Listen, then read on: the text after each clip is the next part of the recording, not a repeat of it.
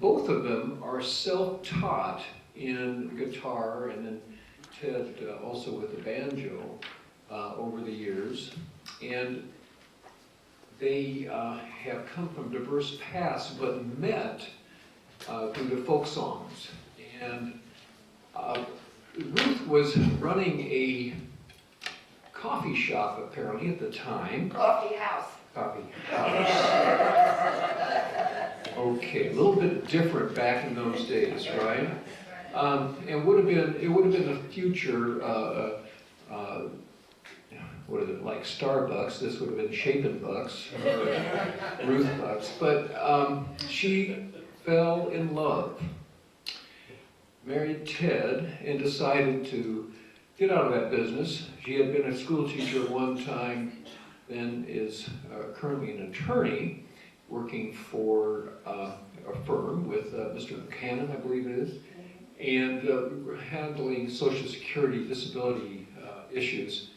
But at one time she was a peacenik and actually worked here on the draft board, is that the correct word? No, I worked here as a draft counselor. Counselor for the university. And I remember seeing a picture of her with her guitar, I believe, here on campus. She was, well, is a beautiful lady, of course. Ted, as you know, at one time, or maybe you know, he worked on a computer. And right now he's playing with his computer, and it's what, the size of a little bigger than a regular book. At the time that he started on computers, he probably was in a room this size with vacuum tubes. Now, I don't know if that ages him or not, but... and the rest of us. And the rest of us, of course. Now, I need to include Stan. Stan is here. Stan is... raise your hand, Stan. He's obviously Ted's brother. And I understand he worked as an editor for an insurance company, is that correct? Correct. And Ted's setting up here. So, anyway, we're going to enjoy it. This is going to be a sing-along, and we're starting with New York, which is interesting. So, ladies and gentlemen, are you ready, Ted? Yeah. Yes. Let me see if I have sound. Well, go ahead. Yeah, okay. Well, I have a few opening words. First of all, I want to thank you all for joining us at our workshop this morning. The topic, as I'm sure you already know, is folk musicians who made a difference. And we're going to share some of our favorite songs, and we're going to tell you a little bit about each folk musician and show you some short video clips as well. And, but first I just want to say a couple of words about what is a folk song exactly. Modern folk songs are associated with various movements. The labor movement, the civil rights movement, the anti-war movement, the ecology movement more recently. Traditional folk ballads, which Stan likes to sing for the most part, were associated with different regions and cultures. They were played on very simple acoustic instruments, whereas modernly some of the folk musicians, for example Bob Dylan, who by the way performed at the Hollywood Bowl yesterday, Bob Dylan, at age 70.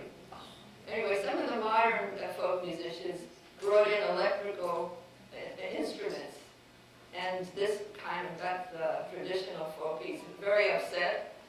Dylan was booed off the stage at one of the big festivals in Newport, Rhode Island, when he brought out an electrical guitar. So anyway, and we're going to end our program with a fun Halloween song, or a song related to Halloween. Not exactly a folk song, but a fun pop song. And we're starting the program this morning with one of our great American folk musicians, Woody Guthrie. And Ted is going to show you a short clip about Guthrie to begin with.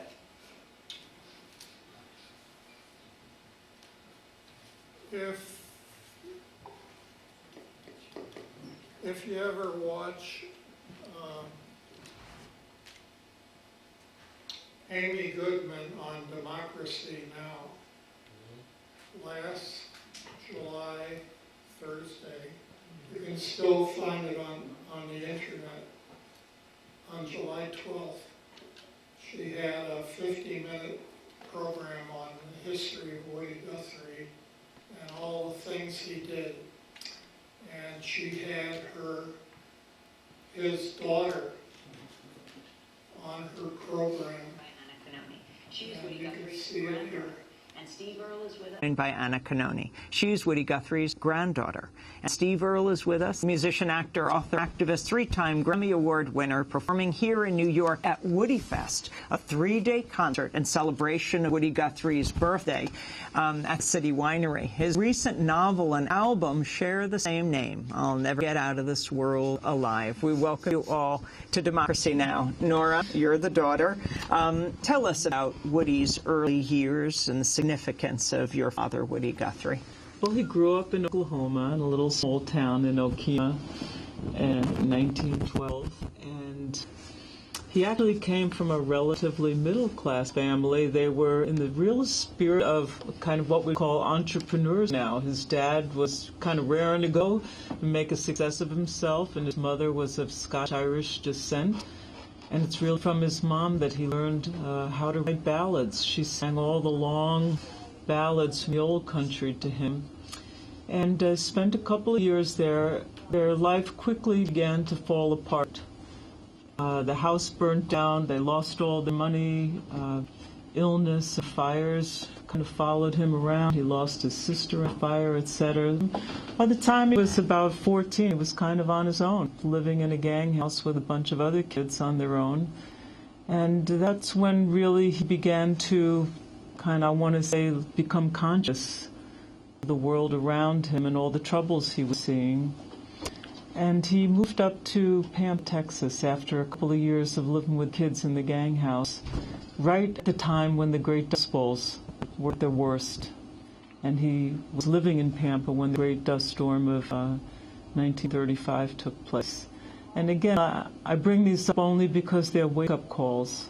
And sometimes it seems that as human beings, we need these kind of catastrophic wake-up calls to realize and to begin asking who we are, why we're alive, and what we can do about it.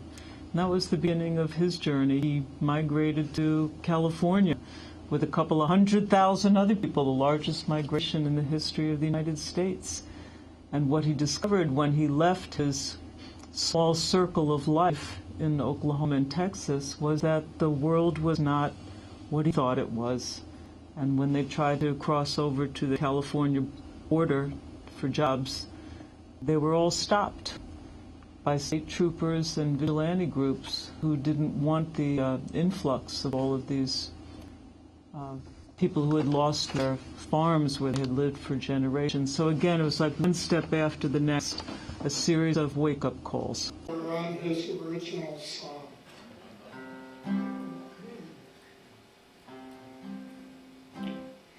This land is your land, this land is my land, from California to the New York Island, from the redwood forest to the Gulf Stream waters. This land was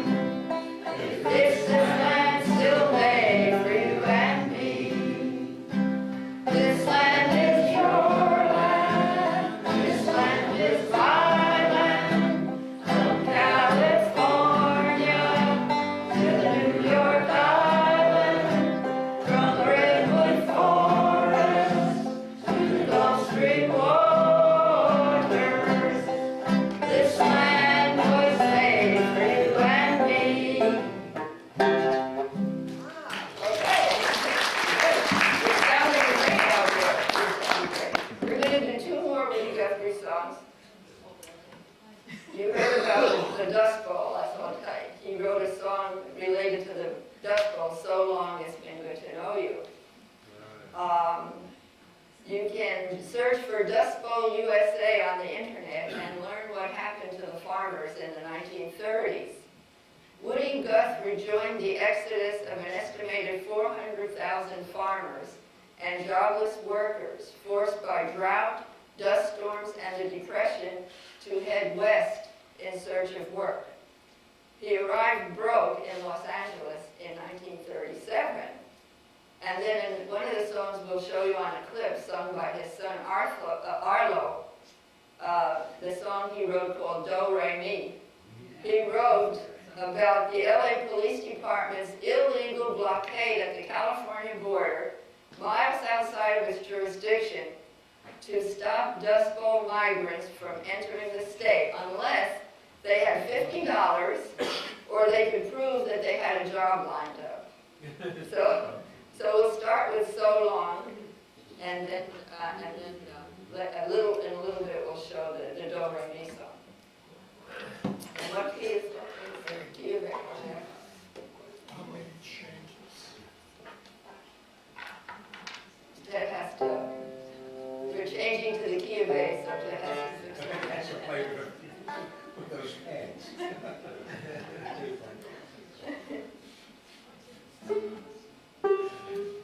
So it looks like we're starting with the chorus. This is the chorus. So long it's been good to know you. So long it's been good to know you. So long it's been good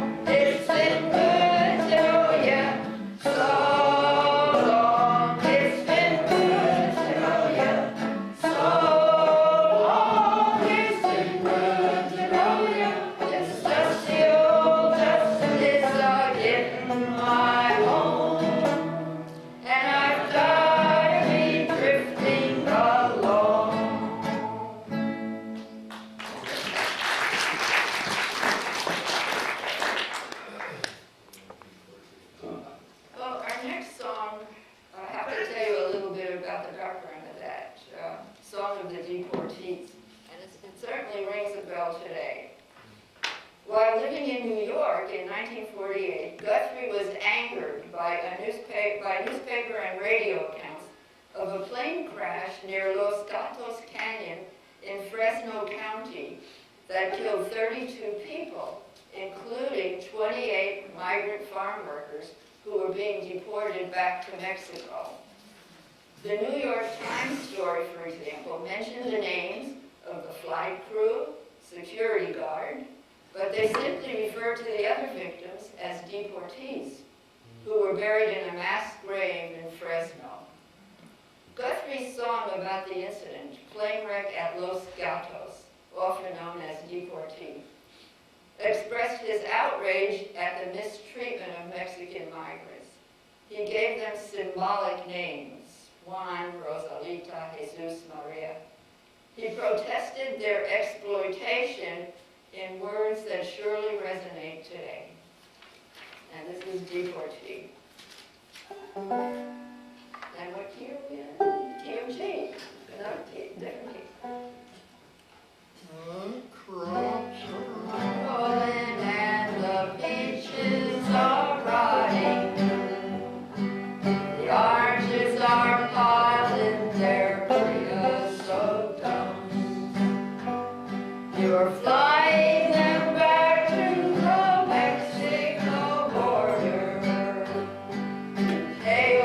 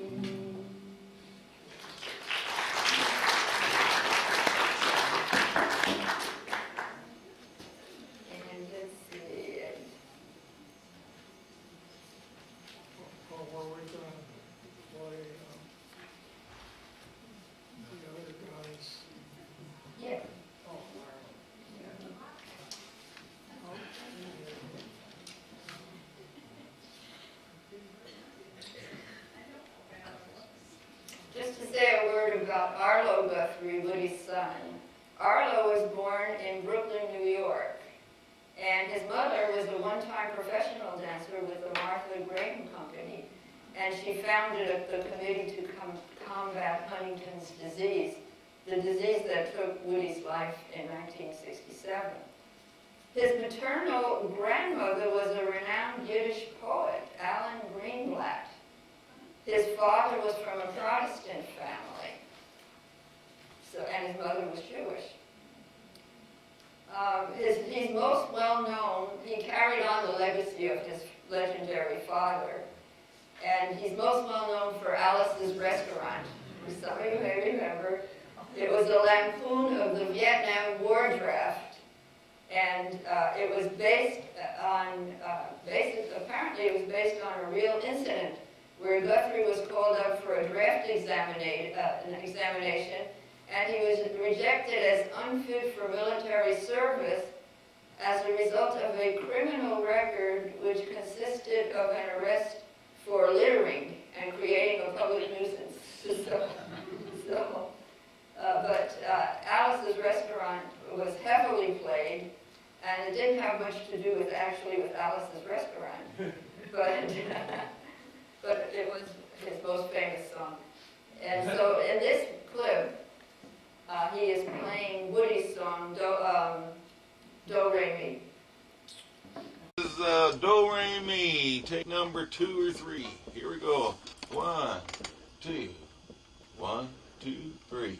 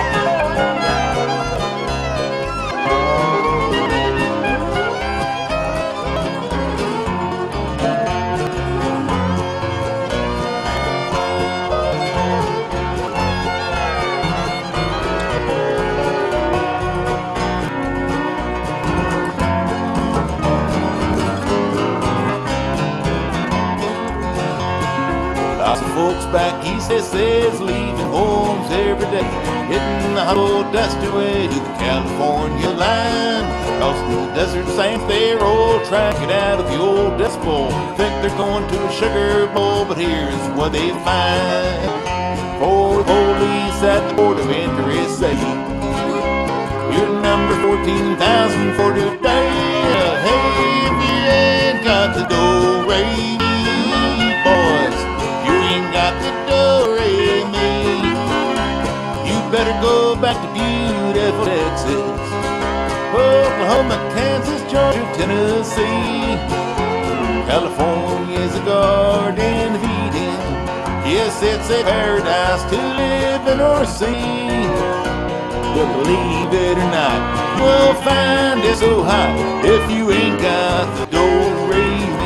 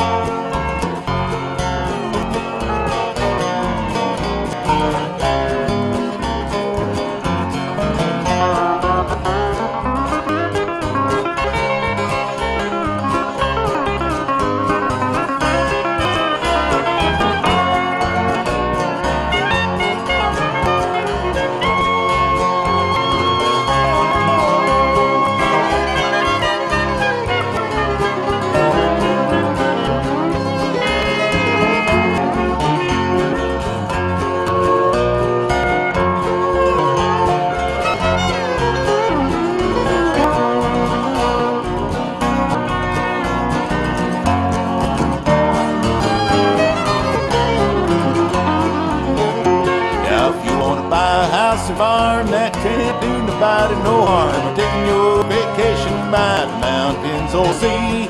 Swap your old cow for a car, you better off staying right where you are. Better take this little tip from me, 'cause I look through the want ads every day. But the only thing that the papers always say is, hey, if you ain't got the do-re-mi, boys, you ain't got the do-re-mi. You better go back beautiful Texas, Oklahoma, Kansas, Georgia, Tennessee. California is a garden of Eden. Yes, it's a paradise to live in or see. But believe it or not, you will find it so hot if you ain't got the do-re-mi. Boys, if you ain't got the do-re-mi.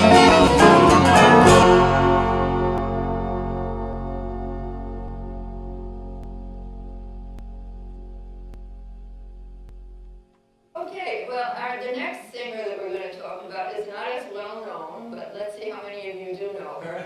Malvina Reynolds, raise your hand. Oh, quite a few people know Malvina. Okay, yeah. She's one of our own California songwriters, born of Jewish socialist immigrant parents in San Francisco. And Malvina was refused her diploma by Lowell High School because her parents were opposed to U.S. participation in World War I. She entered UC Berkeley anyway and received her BA and MA in English. She married William Reynolds, a carpenter and organizer, in 1934, and they had one child, Nancy, in 1935. She completed her dissertation, got a doctorate in 1936, but it was the middle of the Depression. She was Jewish, a socialist, and a woman. She could, three strikes. She could not find a job teaching at the college level. So she became a social worker and a columnist for the very left-wing People's World. And when World War II started, an assembly line worker at a bomb factory. When her dad died, she and her husband took over the parents' naval tailor shop in Long Beach, California. And there in the late 40s, so here she was born in 1900, so she was in her late 40s when she met Pete Seeger and other folk singers and songwriters, and she began writing songs. So we're going to do two of Malvina's songs, and one of them is very appropriate for this group, called Sing Along. And what key is it? The key of A. Ted's favorite key. Key of A. It's what it tells you what to do when you don't know a new song. Just sing la la la. I get butterflies in my stomach whenever I start to sing. And when I have a microphone, I shake like anything. But if you'll sing along with me, I'll holler right out loud. 'Cause I'm awfully nervous, but I'm swell when I'm a crowd. Sing along, and just sing la la la la la. If you don't know the song, you'll quickly learn the music. You'll find yourself a word. 'Cause when we sing together, we'll be heard. Oh, when I need a raise in pay, I have to ask my boss. If I go seeking by myself, I'm just a total loss. But if we go together, I'll do my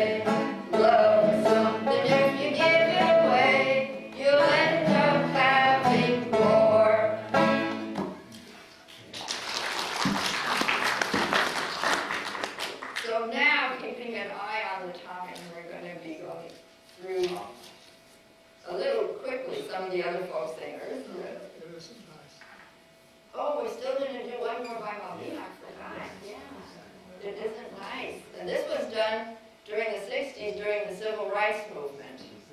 And it's a great song, yeah. And that's in the key of C. Back to the key of C.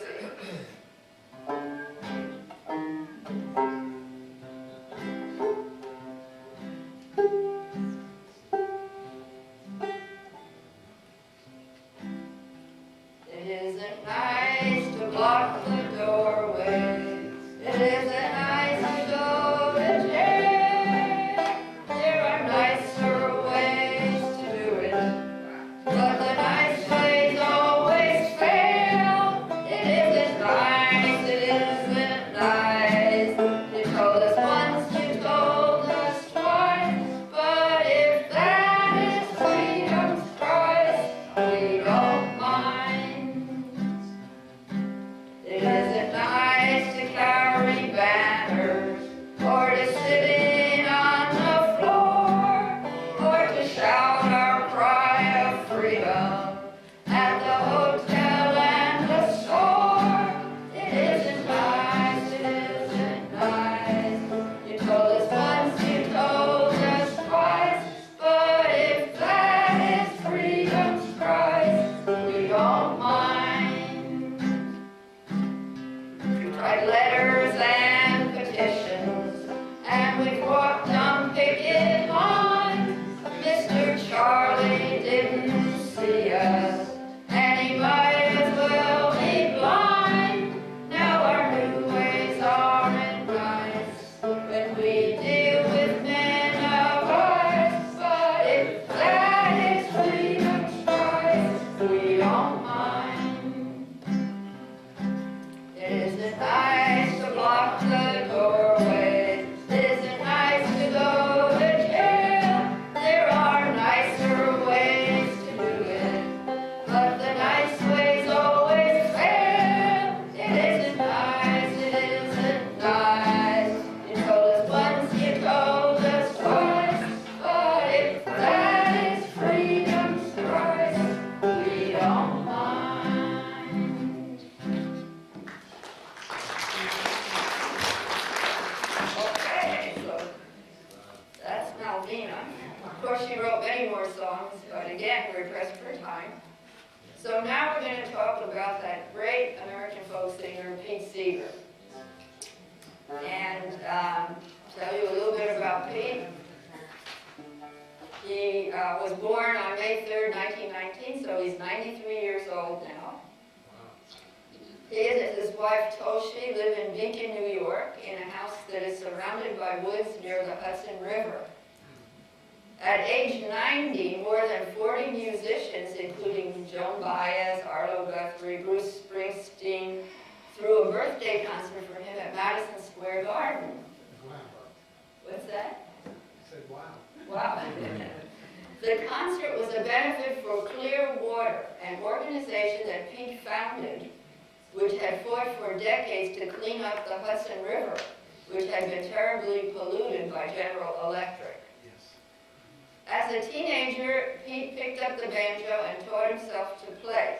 He dropped out of Harvard, he went to New York, he eventually met Woody Guthrie, and they formed the Almanac Singers. Later on, he formed a group called the Weavers, with Lee Hayes, Fred Hellman, and Ronnie Gilbert. In 1950, now we're coming to the McCarthy era, they were offered a television show. But before the network could sign them up, a right-wing group published a pamphlet called Red Channels, which listed them and many other famous artists as having suspicious ties with left-wing groups. The contract was torn up. Pete was later, during the McCarthy era in 1955, he was later hauled before the House Un-American Activities Committee. He refused to answer their questions about his associates and which groups he had entertained. He courageously stood behind the First Amendment, freedom of speech and assembly, rather than the Fifth Amendment, the right not to incriminate yourself, which some of the other witnesses had invoked. He was cited for contempt, and he actually stood trial in 1961 and found guilty, but The Court of Appeals later dismissed the case, fortunately for Pete. So we're going to sing two of Pete's songs, one of them that he wrote with Lee Hayes, If I Had a Hammer, in the key of G. How many people remember If I Had a Hammer? Everybody. It was made very popular by, was it Peter, Paul, and Mary? I think so, yes. If I had a hammer, I'd hammer in the morning, I'd hammer in the evening, all over this land. I'd hammer out danger, I'd hammer out warning, I'd hammer out love between my brothers and my sisters.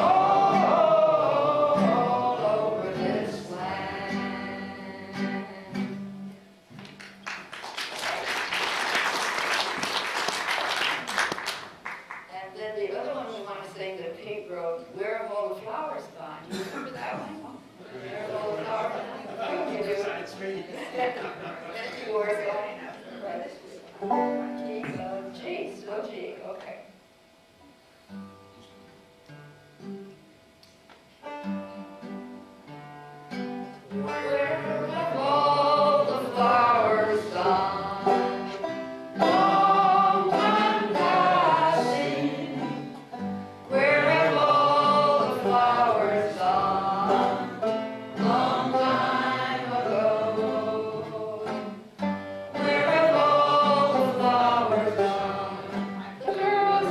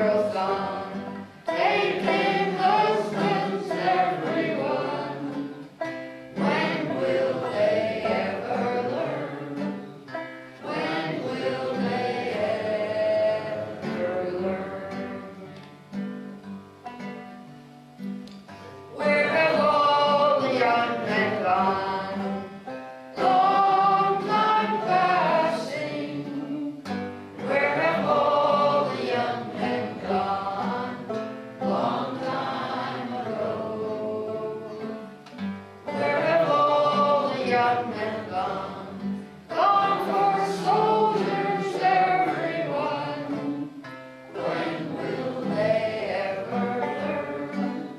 When will they ever learn? Where have all the soldiers gone? Long time passing. Where have all the soldiers gone? Long time ago. Where have all the soldiers gone? Gone to graveyards, everyone. When will they ever learn? When will they ever learn?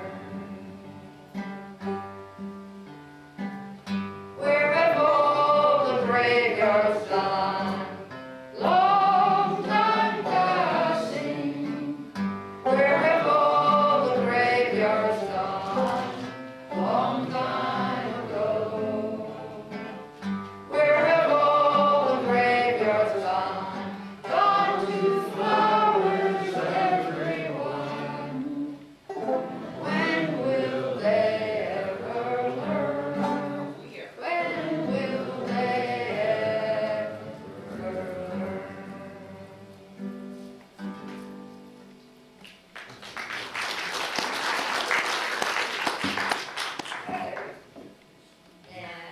And next, we're going to look at a couple of songs by Bob Dylan. Kind of a Johnny come lately, born much later than our other folk singers. In 1941, in Duluth, Minnesota, as Robert Zimmerman. He learned to play the guitar and harmonica as a child and had a rock and roll band in high school. He began studying art at the University of Minnesota and came upon his first name Bob with Dylan from the poet Dylan Thomas. He performed folk songs at coffee houses. He learned how to play the guitar while holding a harmonica in front of his mouth in a wrap around his neck. He was determined to be a professional musician.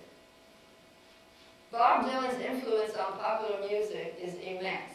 He has a gravelly voice, as you know, I'm sure, not a conventionally good voice. As a musician and songwriter, he has sparked several genres of pop music, including electrified folk rock and country rock. Folk music fans were not accustomed to electric instruments in 1965, and he was booed off the stage at the Newport Folk Festival by including an electric blues rock and roll band. He made his way to New York City in January of '61, made a substantial impression on the folk community of Greenwich Village. He began visiting his idol, Woody Guthrie, in the hospital, where he was slowly dying from Huntington's chorea, and began performing in coffee houses. We're going to do two of his songs, Blowin' in the Wind, that became an anthem for the anti-war movement, and Times They Are A-Changing, which really rings very appropriately today, as we'll see, when you think of the Occupy movement. But, so we'll start with Blowin' in the Wind, key of, still in the key of G.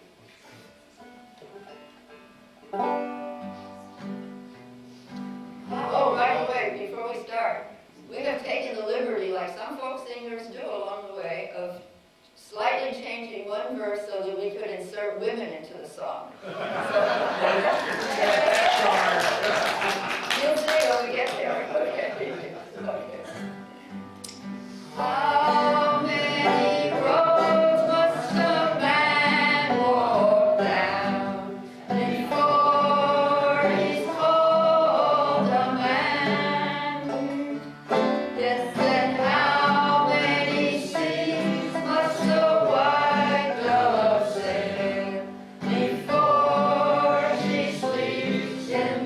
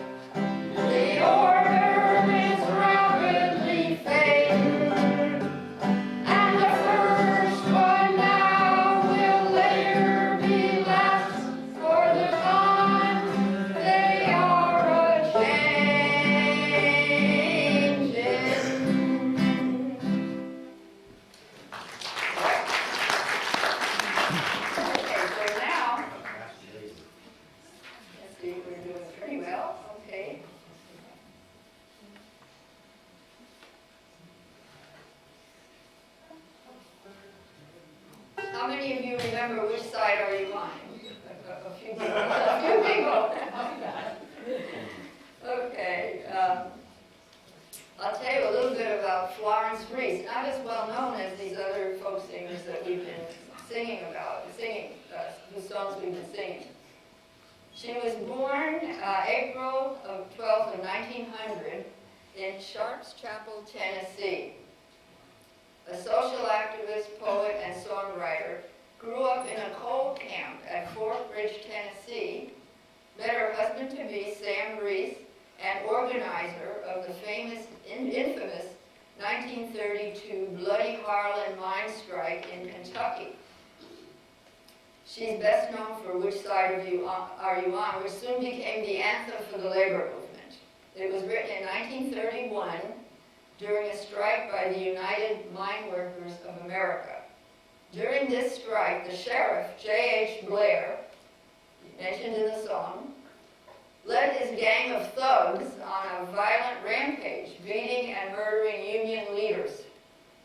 They came to Florence's home where she was alone with her children. She held her ground and said to the sheriff, "What are you here for? There's nothing here but a lot of little hungry children." Somehow she got word out to her husband not to come home while the sheriff was there. They ransacked the house in search of him, to no avail. While she was waiting inside for her husband, she wrote this song on an old wall calendar to the tune of a traditional folk song called Lay the Lily Low. So this is Which Side Are You On? And Ted is going to play it in the key of C minor, right?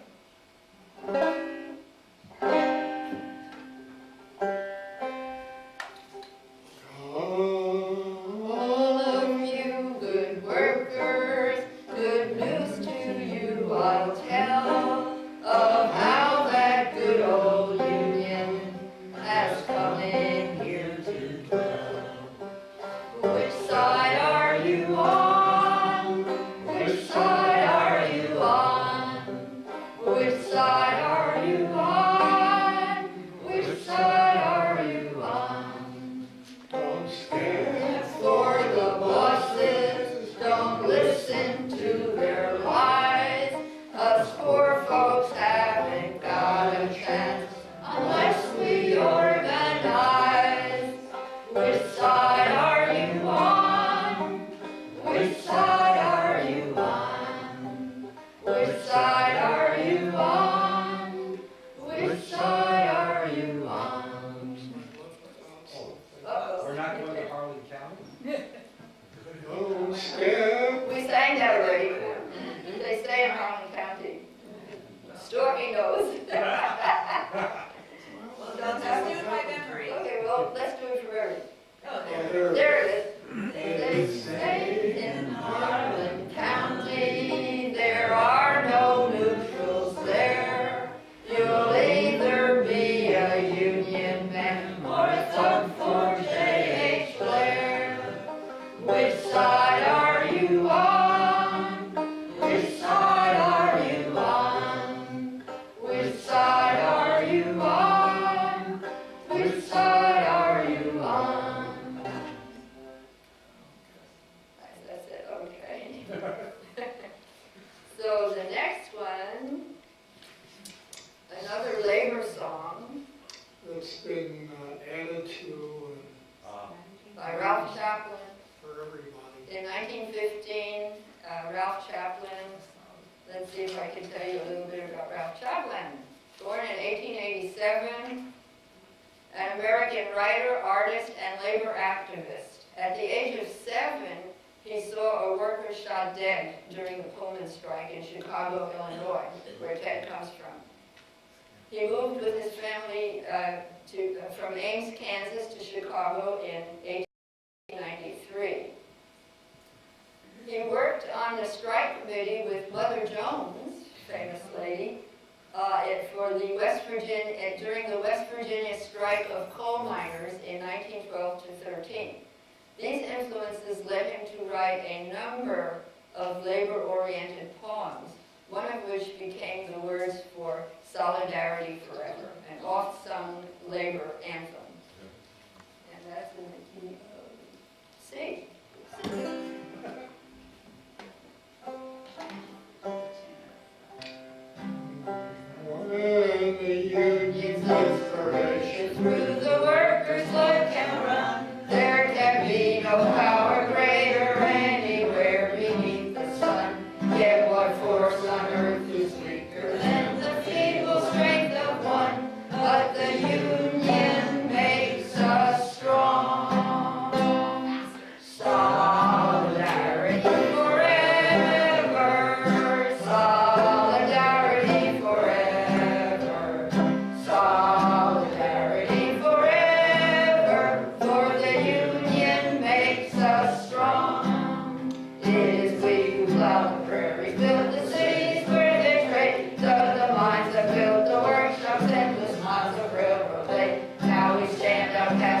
Army. It's the wonders we have made, but the union makes us strong.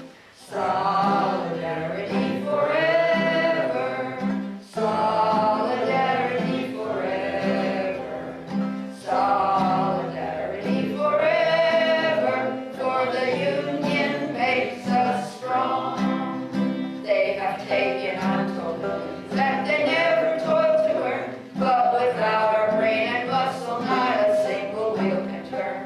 We can break their body power, gain our freedom when we learn that the union makes us strong. Now, this is the one for the women that was added later. Okay. It is we that wash the dishes, scrub the floors and chase the dirt, feed the kids and send them off to school, and then we go to work, where we work for half the wages for a boss that likes to flirt, but the union makes us strong. Solidarity forever, solidarity forever, solidarity forever, for the union makes us strong.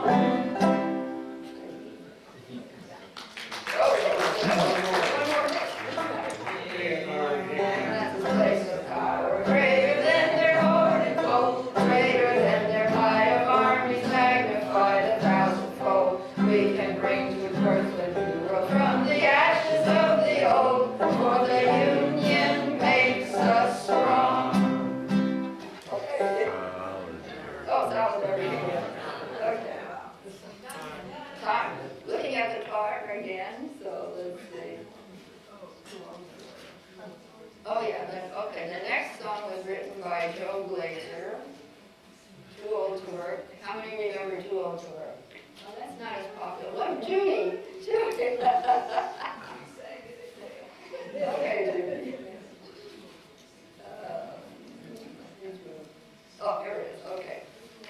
Joe Glazer, born in 1918, closely associated with labor unions, and often referred to as labor's troubadour. Born in New York City, a graduate of Brooklyn College, he eventually moved to Akron, Ohio, where he performed for the United Rubber Workers throughout his career. He also joined the U.S. Information Agency and was sent to Mexico as a labor information officer, and was transferred to the State Department in Washington as a labor advisor in 1965. So this one is Too Old to Work. In the key of C. You work In a factory all of your life, try to provide for your kids and your wife. When you're too old to produce anymore, they hand you your hat and they show you the door. Too old to work, too old to work. When you're too old to work and you're too young to die. Who will take care of you, how you get by? When you're too old to work and you're too young to die. oh, wait a Whoops. minute. You Don't don't ask for favors when your life is through. You've got a right to what's coming to you. Your boss gets a pension when he is too old. You've helped him retire, you're out in the cold. Too old to work, too old to work. When you're too old to work and you're too young to die. Who will take care of you, how you get by? When you're too old to work and you're too young to die. They put Horses to pasture, they feed them on hay.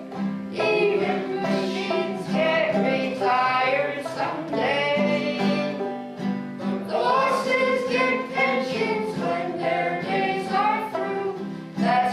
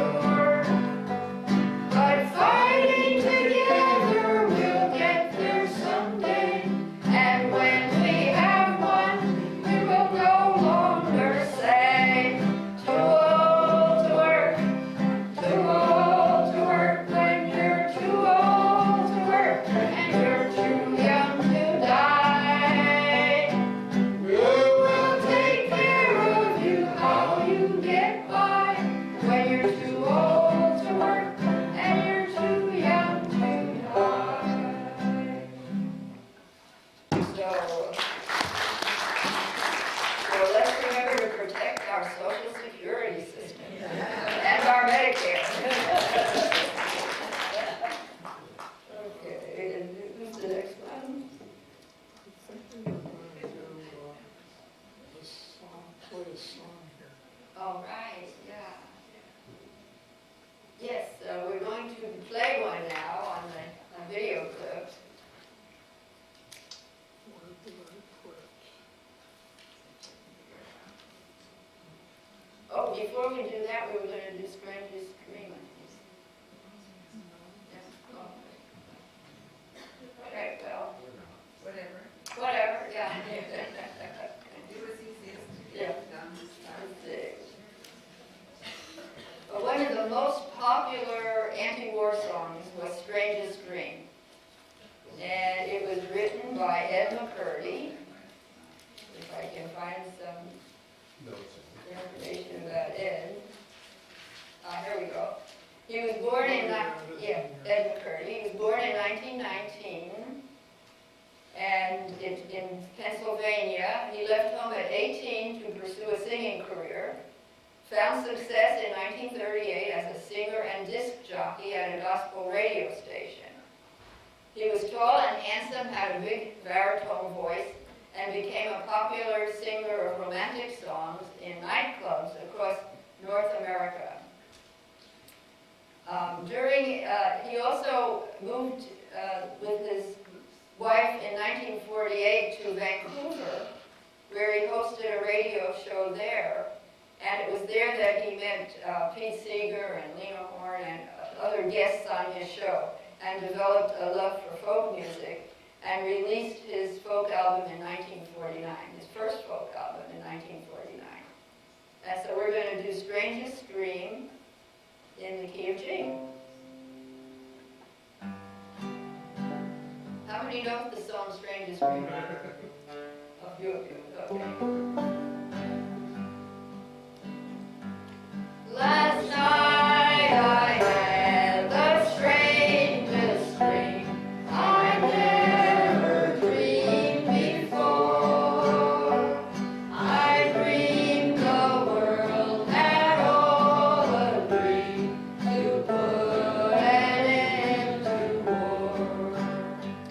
I dreamed I saw a mighty room filled with women and men, and the paper they were signing said they'd never fight again. And when the paper was all signed and a million copies made, they all joined hands and bowed their heads, and grateful prayers were prayed. And the people in the streets below were dancing round and round, while swords and guns and uniforms were scattered on the ground. Last night I had the strangest dream I never dreamed before. I dreamed the world had all agreed to put an end to war. Did you notice I put women in there? Yes. Filled with women and men. That was a little slight change. And now the We had to do one on college. the final one that we're going to do, and then we'll show you our Halloween song, was written by Charlie King, and I have to tell you a little bit about that. That is very interesting. It's called Acres of Clams, but it's about nuclear nuclear plants. It was based on an old folk song called The Old Settler, about a guy who wanders around the country looking for gold. And then he comes on the New England coast and finds acres of clams. And he ends the song by saying, I think of my happy condition, surrounded surrounded by acres of clams. And so we forgot all about the gold, and he was quite happy. So Charlie kept the title Acres of Clams, but it's about the nuclear power industry. And we did one little change. Again, we took a liberty with the folk song. In the song, he talks about the plant in Seabrook, New Hampshire. And there was a group called the Clamshell Alliance that tried to shut down that plant in Seabrook.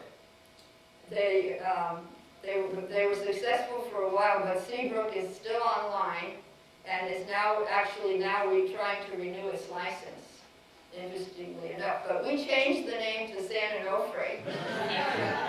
Guess what? That's in our own backyard. Okay. Okay. So that's in the key of A. I've lived all my life in this country. I love every flower and tree. I expect to live here till I'm 90. It's the nukes that must go and not me. It's the nukes that must go and not me. It's the nukes that must go and not me. I expect to live here till I'm 90. It's the nukes that must go and not me. I've swallowed enough radiation. This time I was standing my ground. So I'm joining that grand occupation. We're shutting that power plant down. We're shutting that power plant down. We're shutting that power plant down. Joining that grand occupation.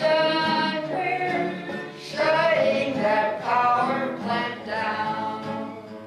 Now San Onofre's a swell town. It's there that we're taking our stand. Don't sit home and wait for a meltdown. Come fight for your freedom and land. Come fight for your freedom and land. Come fight for your freedom and land. Don't sit home and wait for a meltdown. Come fight for your freedom and land. San Onofre is just the beginning.